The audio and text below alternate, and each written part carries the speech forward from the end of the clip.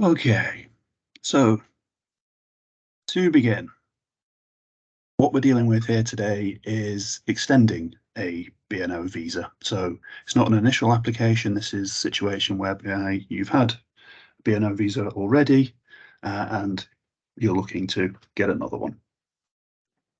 係咁，今日我哋最主要講咧就係 BNO 嘅簽證嘅續簽嘅，咁嘅意思就係話咧，你而家已經係有呢一個 BNO 簽證嘅，但係需要係續期嘅。Okay, now, as you'll be aware, you can have a BNO visa for either 2.5 years or 5 years. What we're talking about today is going to affect people who've had it for 2.5 years because the thing hasn't been going on for 5 years. Let me just turn the sound up, bear me a sec. There we go. 係啦，BNO 簽證方面咧就會分為2年同埋5年啦。咁所以咧，今日我哋應該係會係集中於係2年半嘅人士嘅。Okay. Now, the absolute golden rule here is number 3. You must apply before your existing visa expires.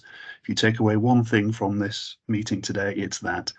Don't wait until your visa's expired. Apply beforehand. 係嘅，有一點咧，大家要注意嘅就係，當你申請呢個續簽嘅時候咧，一定要係喺你嗰個簽證到期前去申請嘅，咁就唔係到你簽證到期嗰日先至，或者係之後先申請嘅。Okay. As ever, you have to pay an application fee for these things and an immigration health surcharge as well. The numbers are on the screen. The bad news is that they are going to be going up fairly shortly. We don't know exactly when, but you just have to pay whatever the charge is at the time you're applying. 係咁，而家呢度咧就顯示到咧就係嘅簽證費用啦，同埋其他嘅費用嘅。咁咧就係我哋亦都係知道啦，咁就嗰個簽證費用啊，同埋其他費用方面咧都會係增加嘅。咁但係我哋都唔係好清楚，暫時嚟講未收到資料係幾時正式係去增加呢個費用。Okay, now, this is important. Do not apply earlier than you have to. Okay, in theory, you can apply at any time, but you don't need to apply more than 28 days before your visa is going to expire. 係咁，第一點就大家要清楚嘅，咁就係話咧，喺呢個簽證到期前，你係需要申請你嘅續簽嘅。咁但係幾時咧？就係其實咧就係會係簽證到期前嘅28日內係申請嘅。So you don't want to apply too late, you don't want to apply too early, you want to be applying in that window, 28 days before your visa expires. 咁就係唔係話喺個簽證到期好耐之前，或者喺簽證到期後去申請，所以大家要留意，其實喺簽證到期前有28日嘅空窗期，咁所以係會喺呢28日內做申請嘅。Okay, and the reason for that is if you apply too early, then you might not end up having enough time on the second visa to get you to your settlement, and then you end up applying again, and it just costs you more money. 點解我哋會今日咁樣指出嚟咧？係因為咧，如果你係太早申請嘅話咧，咁你到時嗰個新嘅簽證到期日咧，就會係俾你係做呢一個定居申請嘅時間為早，咁所以咧，你可能亦都要再續簽多一次，亦都需要再俾錢多一次。Okay, you don't need to worry about them not making a decision before your existing visa expires because of this wonderful thing on the screen, 3C leave, which means that you're okay. 係咁，大家亦都唔好太擔心，就係話如果我喺呢個空窗期內去申請，會唔會係超過咗我嗰個簽證嘅到期日？其實呢方面大家係唔需要擔心嘅，因為咧喺呢段時間咧，亦都有一個叫做3C 嘅假期嘅。Now, what that says is essentially, as long as you apply before your existing visa expires, so within that right period, that 28-day period, then your existing visa is automatically extended for as long as it takes till they make a decision on your application. 呢個嘅意思就係話咧，當你已經開始續期嘅時候，咁而喺當你到期日之間，如果佢哋仲未有一個決定嘅話咧，咁佢哋係會將你嗰個到期日會自動係延期嘅，咁然後咧，直到佢哋係作出呢一個嘅決定為止。Okay, so that's the right to be in the UK, the right to work. Everything remains exactly the same and perfectly legal until such time as you get the new visa through. 係，咁呢方面咧，亦都係你哋嘅權利啦。咁而喺英國方面咧，亦都係相對係喺法律上咧係得到呢個保護嘅。咁所以咧係會直到你係得到呢個新嘅簽證為止嘅。The bottom one there, there's no limit to the number of times you can apply to extend your visa if you want to. 另外一點就係話咧，其實你係可以咧無數次，亦都冇限制咧，可以去延期你嘅簽證。Okay, now most people, I expect, will just want to get to a situation where they can apply for a settlement as easily as possible. But if for whatever reason you don't want to do that, you can extend and extend and extend if you need to or want to. 係，因為有啲人士咧，可能咧係做呢一個定居嘅申請嘅時候咧，可能就有其他嘅原因，所以佢哋希望亦都係再繼續延期嘅。As you see there, everybody needs to make their own application. The children will be applying at the same time, or applying with their parents. 係啦，咁而每一位嘅人士亦都需要去申請佢哋嘅申請簽證嘅，咁所以咧就算係小朋友啦，佢哋亦都要同父母一齊申請嘅。Okay. The Home Office expect that children will be applying with both parents because they don't want a situation where a child's been separated from one parent, so that they expect both will be applying unless only one has sole responsibility, or for instance, only one is alive. 係，咁基本上咧，Home Office 嗰邊咧係需要咧就係兩位父母一齊去做申請啦，係幫小朋友去做申請啦。咁但係有一啲嘅情況之下咧，可能會有一啲嘅情況嘅，譬如話父母已經分開咗啦，又或者係父母其中一方咧就已經去世啦，咁所以呢方面咧就會由一個父母可以去單親去申請，咁但係佢亦都要承擔返佢呢個撫養人嘅身份嘅。They will make an exception to that if they think there are what they call serious and compelling circumstances that mean that they should. If you find yourself in that situation, probably best to get some professional advice before you do make the application. 係，但係咧，亦都有一啲嘅例外嘅情況嘅。咁譬如有一啲比較嚴重嘅一啲嘅情況之下啦，咁但係如果係遇到呢啲嘅情況嘅話咧，我哋都係提議大家揾呢個專業嘅律師係提供意見嘅。Okay. Partners and children over 18 can apply separately from the person who was the main applicant the first time round. 如果小朋友已經係達到18歲嘅話咧，咁佢可以係獨立申請嘅。And now here there is a little bit of a difference from the requirements for the initial visa in terms of proving the relationship that they have with the main BNO passport holder. 呢度亦都有一啲嘅情況，可能係個別嘅情況啦，係可以咧以證明咧係佢同個主申請人嘅關係，而佢哋嘅關係亦都係可能係停止咗啊，咁佢又可以咧係獨立去申請嘅。Okay, now as you'll possibly recall from when you applied first time round, you had to prove the relationship, probably hand in a marriage certificate and prove that it was an ongoing relationship between applicant and partner.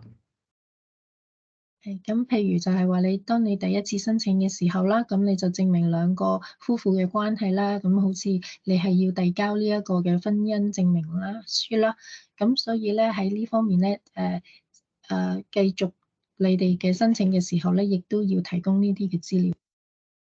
Now, you only have to do that first time round. So if you're applying for an extension, then as long as you were given leave as a partner previously, then you don't need to meet that requirement again, and you'll just satisfy the requirement through having done it first time round. 咁，如果你係第一次申請嘅時候咧，係已經係遞入呢啲資料嘅時候咧，咁然後再申請續期嘅時候，咁同時可能你可能亦都會提供一啲其他嘅資料，咁所以係需要提供其他嘅資料以證明你哋嘅關係嘅。Similarly, children who are now 18 or have been 18 all along, they're adults. They're not dependent on you anymore. They can make their own application at their own time. 係咁，如果小朋友已經係18歲或者係超過18歲嘅時候啦，咁佢亦都係已經唔係再由你哋去撫養嘅話咧，咁佢亦都可以獨立申請續期嘅。Adult dependent relatives, however, you've got grandma and she's dependent on you, then they do still need to be applying with the person they're dependent on. 係咁，如果譬如一啲係成人嘅你所供養嘅一啲嘅親人啦，譬如好似話祖母咁樣啦，咁如果係咁樣嘅話咧，你哋都需要係同一時間去申請。The Home Office thinking there would be they were given permission to come with you in the first place because they are dependent on you. There's no reason why that would have changed, so they're still dependent, so they need to apply at the same time. 係因為咧，當Home Office 咧收到你哋嘅申請嘅時候咧，咁佢同你哋同一時間去申請嘅時候啦，咁佢哋會有呢個資料啦，咁同埋佢哋亦都係可以幫你哋同時做呢個續期嘅，亦都係冇任何其他原因可能去改變啊，咁佢哋會提供呢個續期嘅。Okay, so the application is an online one and hopefully fairly straightforward. 係咁，而個申請咧可以喺網上做嘅，亦都係非常之直接可以做到。Okay, you obviously need to prove your identity, and there's two ways of doing that. You can either use their ID check app and scan it into your phone, scan your BNO into their phone, or make an appointment to go to one of their offices to have your fingerprints taken. 係咁，首先咧就係要證明你嘅身份啦。咁所以咧，你哋可以有兩個方法嘅。第一個方法咧就係可以去呢個 UK Immigration 嘅 ID check 嘅嗰個應用程式啦，去掃描你嗰個嘅護照啦，譬如係 BNO 或者係香港嘅護照啦。咁或者係另外咧，你可以親身去到啦呢個嘅英國簽證同公民身份申請嘅服務中心啦，係去打手指模嘅。Yeah, I guess the ID check app is easier because you don't have to go to an appointment, but they both work absolutely fine, and they both lead to a valid application. 係咁，相對嚟講咧，應該係用嗰個應用程式咧係比較方便啲，你唔需要親身去到個中心度辦理。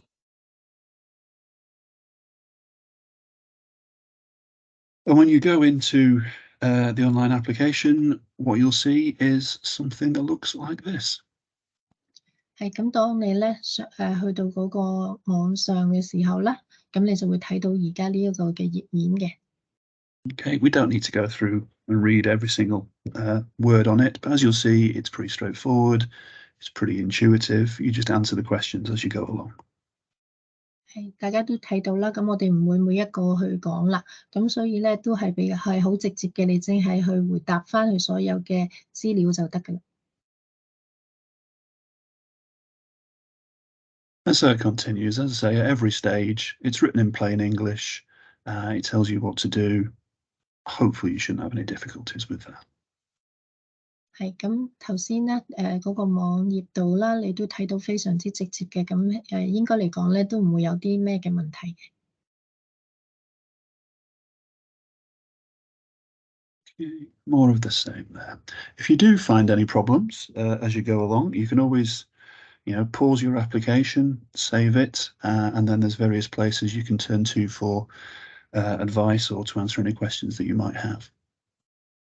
當你哋去做網上申請嘅時候咧，其實如果你有遇到咩嘅問題嘅時候咧，你可以咧將佢咧首先即係儲存咗佢啦。咁然後咧就再問呢一個嘅法律諮詢，亦都可以嘅。咁然後先再繼續翻嗰個申請嘅。Okay, so the details at the top are for some Home Office support, and down the bottom there we've got Migration Yorkshire and the Hong Kong support helpline or email address if you need it. 係咁，而呢一版咧就係咧，如果你哋遇到咩嘅問題嘅話咧，亦都歡迎啦。你哋咧係可以係聯絡我哋嘅嚇，咁裏邊亦都有 Migration Yorkshire 嘅email 啦，亦都有呢個 Kirklees 嘅市民諮詢同埋法律中心嘅 email 啦，同埋另外 Home Office 方面嘅佢哋可以聯絡嘅電話啊 email 嘅。Okay, and if you found your way to this meeting, then you'll know the way to find Migration Yorkshire, and all the details are at their website. 係喺今日咧，呢個即時講座之後咧，亦都會可以俾到你哋呢個 Migration Yorkshire 嘅聯絡資料嘅。So after you apply, the Home Office say that they'll give you a decision within 12 weeks. That's not set in stone, but that's what they aspire to do. And actually, they're quite good with these. You often get a decision before that time. 係通常咧 Home Office 方面咧就會喺12個禮拜內咧就會俾到個結果俾大家嘅。咁當然呢一個咧有時都會有一啲嘅差別嘅嚇，但係佢哋好多時咧都係可以做到嘅。And they say the 12 weeks starts from the date that you give them your biometrics, that's your fingerprints. As I say, very often you'll get a decision sooner. 咁嗰12個禮拜嘅計算咧，就係話由你遞交咗你嘅身份證明啦，譬如打咗指紋啊，就係生物認證啊咁樣開始計嘅。On some occasions, they'll ask for some more information or to check some documents, but that's pretty rare, to be honest. That's unusual. 不過咧，有時候咧，佢哋亦都會要求咧你提供咧一啲嘅補充嘅文件嘅。咁呢個都係好少嘅情況之下會有呢一個嘅要求嘅，不過亦都會發生嘅。Now, we've had some requests for information about how to cancel an application once you've made one and you've decided that you don't want to go through it. 係咁，另外我哋亦都有收過一啲嘅問題啦，就係話點樣去取消我嘅申請嘅。Okay. Now, you can ask to cancel a visa before a decision has been made if you choose, but bear in mind that if you do that, then you're absolutely not going to get permission to remain in the UK on that application. 當然你係有呢一個嘅權利咧，係去取消你嘅申請嚇。不過有一點要留意嘅，就係如果你係取消咗你嘅申請嘅時候咧，咁你就冇呢個權利可以繼續申請呢一個嘅永居嘅。Okay. In terms of the fees that you've paid, you potentially could get a refund if you decided to cancel. 係，而關於呢一個嘅退款方面咧，咁就係話如果你決定係取消嘅話咧，亦都可以申請退款嘅。Your immigration health surcharge, if you cancel and they've not yet made a decision, you should get a full refund of that. 係，特別係呢一個嘅 IHS 方面啦，咁如果你係取消你嘅申請，而當其時Home Office 方面亦都未俾到個決定你嘅時候咧，咁你係可以咧攞翻呢一個嘅退款嘅。Okay, for the actual application fee itself, then it depends how far down the line they've got. If they've started processing it, then they won't give you a refund. If they haven't started processing it, then they will. 咁至於關於呢個申請嘅費用啦，呢個續簽嘅申請費用嘅話咧，就要睇翻咧你係邊一個嘅申請嘅階段。如果佢哋係未正式開始去睇你嗰個申請嘅時候咧，咁呢一個應該係可以作呢個退款嘅。不過如果佢哋已經開始係進行緊你嘅申請嘅時候咧，咁就係冇得退款嘅。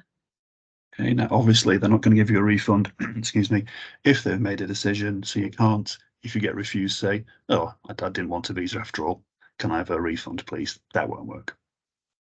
嗱，譬如咧，如果係喺冇退款嘅情況啦，就係譬如話你嗰個簽證申請咧係唔成功啦。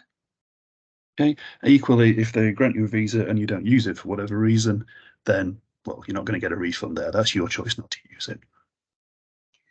咁另外就係話你已經係得到你嘅簽證，不過你從來亦都冇用到嘅話咧，咁呢方面亦都唔可以進行退款。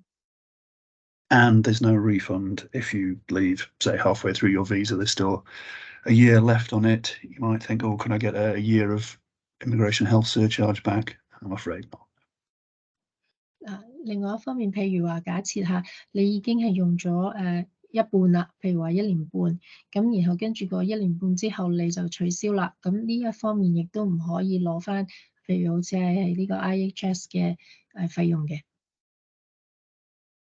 If you do want to cancel your application, it's actually pretty straightforward, and the way you do it depends on how you've applied. 係啦，咁而其實取消你嘅申請嘅話咧，亦都非常之簡便嘅。咁亦都係要睇返咧，你係循邊樣嘅途徑去申請你嘅簽證。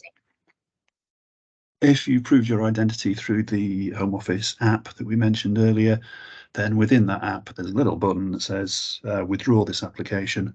Click on that, and that does the job. 咁譬如話我哋頭先所講啦 ，Home Office 嗰個應用程式啦，咁其實喺個程式裏邊咧，亦都有一個嘅細細嘅嗰個鍵啦、按鍵啦，咁然後咧裏邊咧就係可以退出嘅。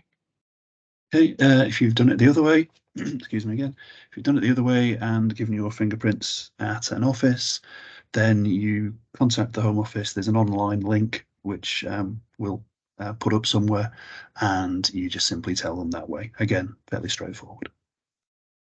而另外，譬如你係去到呢一個嘅中心裏邊去申請嘅話咧，咁其實佢哋有一個嘅連結嘅，咁你淨係跟翻嗰個連結，然後去通知翻佢哋嚟取消申請。Okay. So within your 12-week period, you should get either a letter or an email with a decision, hopefully with a grant. 咁而喺12個禮拜內咧，應該嚟講咧，你係會收到一封信或者一個電郵嘅，咁亦都希望啦係得到佢哋最後嘅決定係可以係申請成功。Okay, and what you'll actually get to prove your status depends on the way you've done it, either an old school sticker in your passport, or else if you're using the online thing, that will just be updated to show that you've got updated status. 咁而成功嘅時候咧，咁有2個嘅方法嘅，譬如如果係以舊式嚟講咧，就係用翻一個嘅貼紙啦，咁而另外一個咧就係經翻網上嘅，就去下載翻嘅。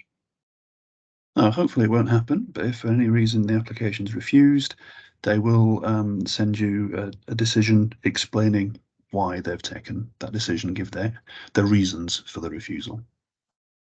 咁如果好不幸咁樣去拒絕咗你哋嘅申請嘅話咧，咁其實亦都會收到一封信或者電郵咧，去解釋翻點解你嘅申請係會被拒絕嘅。You do have the right to challenge any refusal through a thing called an administrative review. So if you find yourself in that situation, again, probably at that stage, you want to be getting some professional advice, I would think. 咁另外咧，亦都有一封信咧，會解釋翻咧，你係有權咧作出呢一個嘅上訴嘅。咁當然，如果係呢一方面嘅話咧，咁我哋都希望你可以係尋求呢個專業嘅法律諮詢。Okay, so we've had some questions in already, so I thought we could go through these. Hopefully they may answer any questions that people have.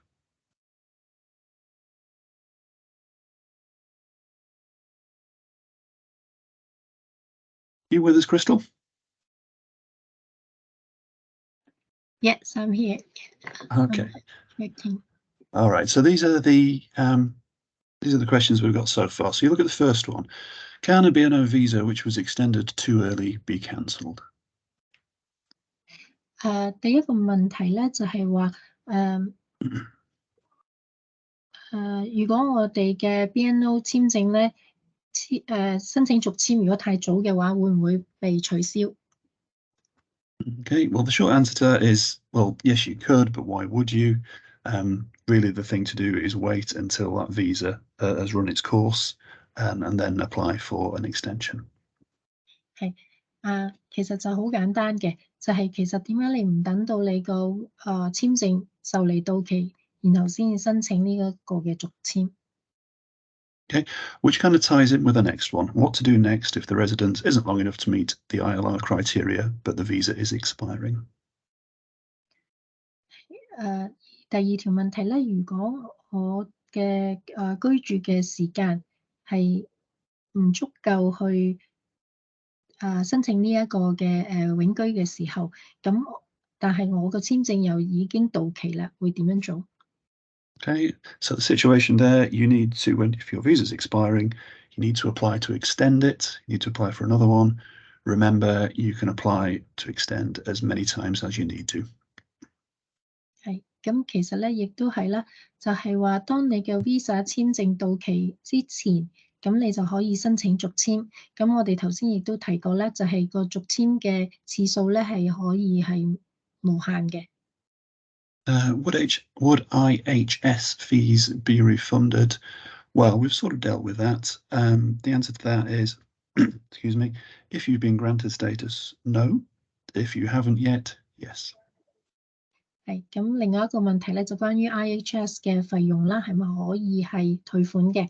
咁就係頭先我哋亦都提到啦，就如果你係呢個簽證之前，應該話續簽批准之前嘅話，你係可以係退款嘅。但係如果已經個簽證係批准咗俾你嘅時候咧，就冇得退款啦。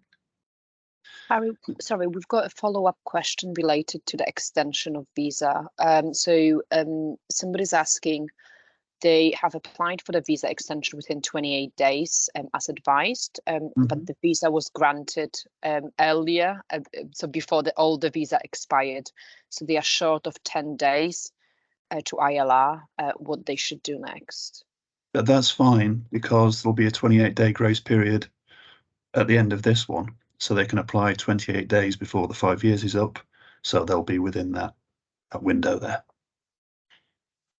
係，咁頭先就有一個問題咧，就係關於咧，如果我申請呢個續期嘅時候係喺我個簽證之前嘅28日內係申請續期，咁而當我申請呢一個永居嘅時候咧，咁可能有出現一個情況就係話咧係有10日咧係少咗嘅，咁但係呢一方面其實唔使太擔心嘅，因為咧喺頭先所講啦，就係去申請呢一個嘅5年嘅時候啦，咁其實亦都相對佢哋有一個叫做28日嘅空窗期嘅。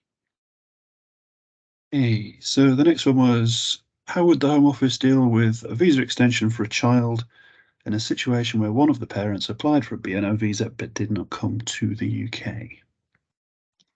另一個嘅問題咧，就係話，當小朋友同埋父母申請呢個 BNO 嘅簽證嘅，咁但係到續期嘅時候咧，咁其中一方嘅父母咧，其實佢冇嚟到英國嘅，咁可以小朋友嘅續期點樣做？ And this we sort of touched on earlier. So again, in this situation, both parents would have to be applying at the same time, unless you could say that there were compelling, serious reasons for that not to happen. Sorry. 係，咁頭先我哋之前亦都有提過嘅，就係咧，當申請續簽嘅時候咧，兩位即係父母方面咧，亦都要同時一齊申請嘅，同埋個小朋友。咁但係咧喺申請嘅期間，即係申請嘅時候，如果可以證明到或者可能你需要係提供一啲嘅資料，係話雙方父母父母兩位啦嚇，其中一個出現有一啲嘅咩嘅問題啦，咁而影響到嘅，咁所以呢方面要證明俾呢一個Home Office 知道嘅。So just to slightly clarify what I mean by that, so I think you would be okay as long as the non-travelling parent was still applying the second time, even though they hadn't come before, as long as they've got the ability to come if they want to. So they're not being separated from the child and vice versa. 係啦，就我哋舉例啦，譬如話其中一個嘅父母咧，就係冇嚟到英國嘅，佢其實都可以申請第二次嘅簽證嘅。咁亦都可以，譬如話係證明佢係會有能力係會嚟英國啊。咁佢亦都唔係話想同小朋友分開嘅。Can I apply for an extension of my visa from outside of the UK? 係咁，我可唔可以申請續簽嘅時候係英國國外咧？ Short answer to that is yes, although obviously you have to wait until the thing is granted before you can actually travel back to the UK.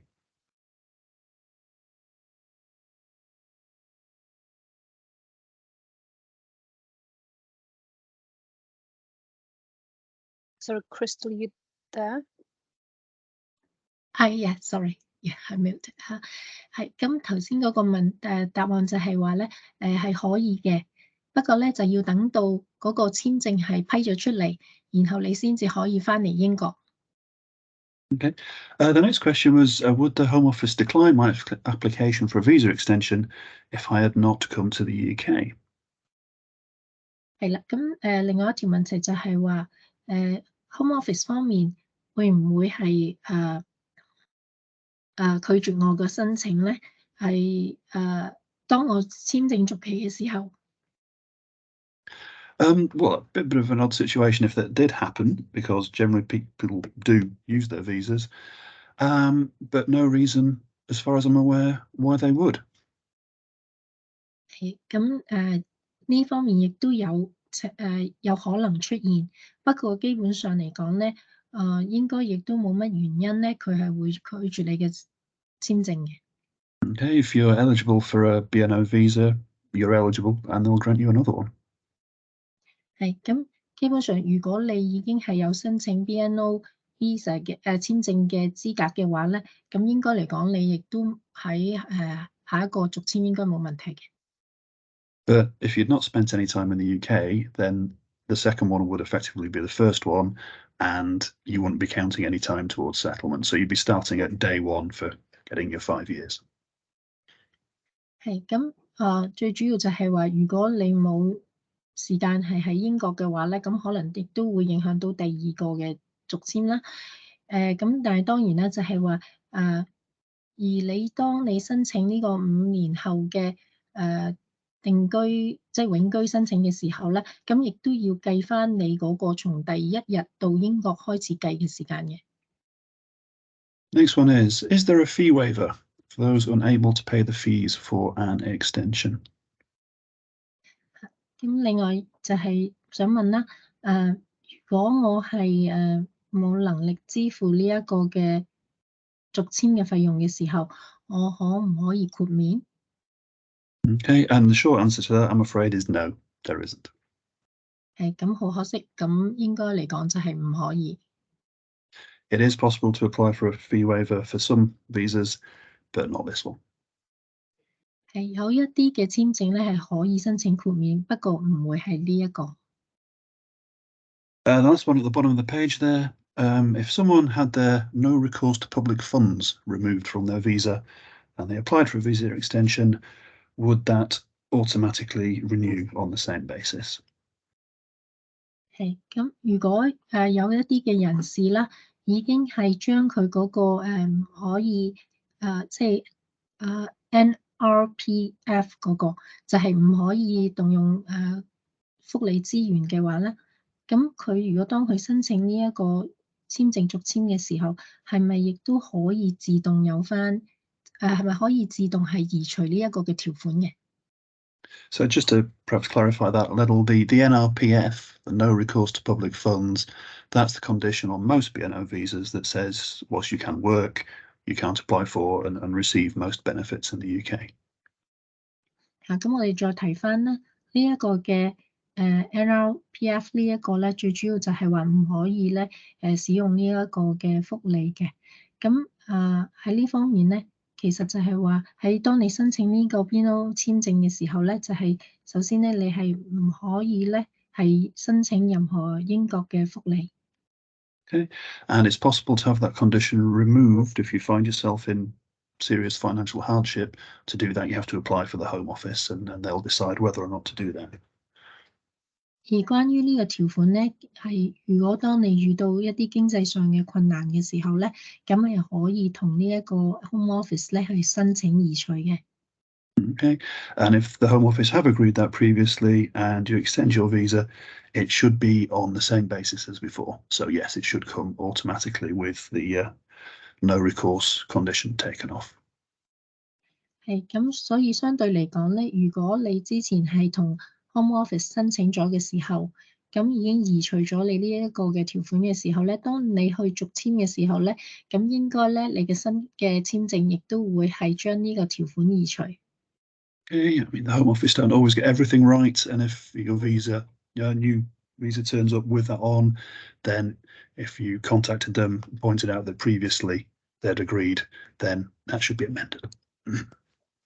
咁如果萬一咧，有時可能佢哋都會有一啲嘅出錯嘅時候啦，咁如果呢個條款仍然喺你嗰個新嘅續簽簽證裏邊咧，咁你可以咧，亦都係同佢哋聯絡，然後亦都係指出翻俾佢哋知道之前已經將呢個條款移除，咁佢哋就會同你更改翻。Okay, and you'll be pleased to know it's the final slide. And this is to show the perils of applying too early for a renewal. 係咁，而最後呢一個嘅呢一頁啦就係關於咧，如果係太早申請呢一個嘅續簽嘅時候，會有咩情況出現？ Okay, so this person had a BNO visa, 2.5 years, and applied to extend 3 months before the first visa expired. 係咁，呢位人士咧就係當佢嗰個 BNO 簽證到期啦，咁佢係喺3個月前申請呢一個續簽。Okay, the Home Office granted the extension nice and quickly, but because she's gone early, or he's gone early, the two visas together don't add up to 5 years. They're 3 months short. 係咁，亦都 Home Office 嗰邊咧就好好咁同佢盡快咧就已經係批核咗啦。咁所以當佢兩個嘅簽證加埋嘅時候咧，就唔夠5年啦。And the question was, can the granted period be amended in any way to move it forward to the 5 years? And the short answer is no. 咁個問題就係啦，咁可唔可以將佢係嗰個時間係調校翻去兩個 visa 係5年？ Okay, so it's no terrible problem because the person simply needs to make another application in order to get past the 5-year mark, but clearly they have to pay an extra application fee, so that's a shame. 係咁，如果喺呢個情況咧，咁其實咧好簡單，就係呢位人士咧係需要申請過另外一個嘅續簽，咁可以咧足夠翻咧佢係去達到5年嘅呢個時間嘅，咁當然啦，佢亦都要再俾多一次嘅簽證費用。Okay, so as I say, the one thing to take away from this, if nothing else, apply before your visa expires, but not more than 28 days before your visa expires, and all will be well. 係咁，所以我哋都會再講多一次啦。咁就喺你嘅簽證到期之前嘅28日內先至好申請，就唔好超過28日啦。咁咧，因為咧咁樣會係Okay, and that's the end of the presentation. So I will hand you back to Eva. Thank you very much, Harry. What I'm going to do, then I'm going to stop sharing, so we've got just a bit more space. We've got quite a few questions in a chat.